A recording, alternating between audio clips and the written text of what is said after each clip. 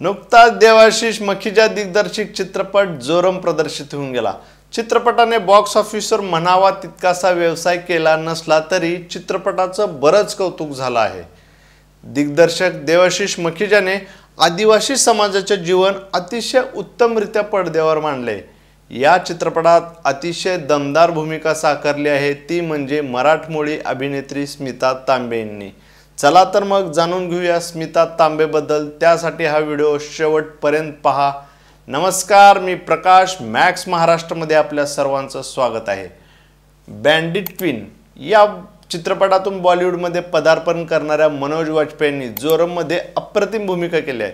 त्यांनी साकारलेली आदिवासी दसरूच्या भूमिकेचं कौतुक फक्त प्रेक्षकच नाही तर समीक्षकांनी सुद्धा केले। सर्वांनी त्यांच्या अभिनयाचं तोंड भरून कौतुक केले। पण या चित्रपटात फक्त मनोज वाजपेयीच नाही तर स्मिता तांबे सुद्धा भाव खाऊन गेले। तिच्या अभिनयाचं कौतुक सर्वत्र होत आहे। तिच्या अभिनयानं तर समीक्षकांच्या मनात घरच केले। तिने साकारलेली फुलो कर्माच्या भूमिकेनं प्रेक्षकांची वाहवा मिळवली आहे। आणि तसं बघायला गेलं तर अभिनेत्री म्हटलं की ग्लॅमरस चेहरा, झिरो फिगर, अंगावर डिझायनर कपडे, पण ही अभिनेत्री याला अपवाद ठरली आहे।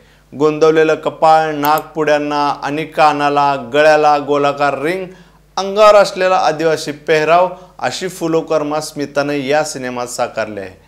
तिच्या या लुकचं आणि अभिनयाचं जोरदार कौतुक होते।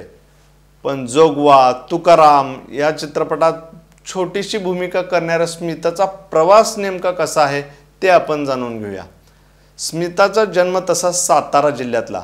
काही काळाने ती पुण्यात आली। मराठी इंडस्ट्रीमध्ये काम करण्यासाठी ती मुंबईमध्ये आली। तिने मराठी लोकसाहित्य आणि समाज या विषयात PhD सुद्धा केली आहे। त्यामुळे स्मिताला अभिनेत्री स्मिता तांबे नाही तर डॉक्टर स्मिता तांबे असं म्हटलं तर वावगं ठरणार नाही। स्मिताने सुरुवातीला मराठी नाटक आणि मालिकांमधून काम करत राहिली। पुढे तिला छोट्याशा करिअरमध्ये मराठी फिल्म इंडस्ट्रीला टेकू देणारा दिग्दर्शक राजीव पाटीलने जोगवा या चित्रपटात संधी दिली। भूमिका तशी छोटी होती पण त्यात तिचं कौतुक झालं। चित्रपटाला राष्ट्रीय पुरस्काराने गौरवण्यात आलं। तुकाराम, देऊळ, सिंघम रिटर्न यासारख्या चित्रपटात सुद्धा तिने छोटीशी भूमिका केली। पण स्मिताला खरी ओळख मिळाली ती म्हणजे 72 मैल एक प्रवास या चित्रपटामधून।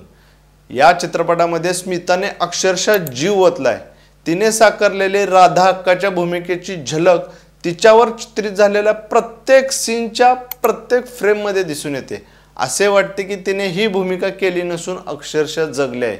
अशोक नामक मुलाच्या टवाळखोरीच्या जाचाला कंटाळून आई वडील अशोकला सातारा येथे बोर्डिंगवर टाकतात।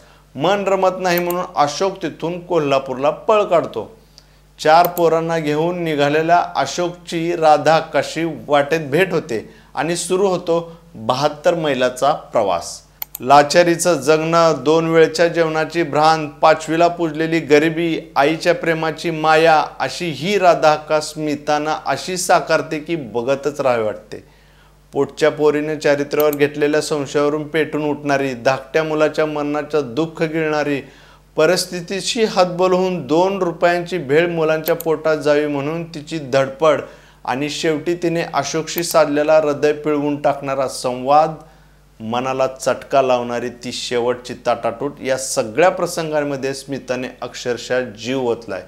स्मिताच्या याच अभिनयाची भुरळ पुढे हिंदी फिल्म इंडस्ट्रीलाही पडली। पुढे तिने अज्जी, रूक, नूर, डबल गेम, पंगा, जवान अशा हिंदी चित्रपटांमध्ये काम केलं। तसेच सॅक्रेड गेम्स या वेब सिरीजमध्येही स्मिता दिसून आली।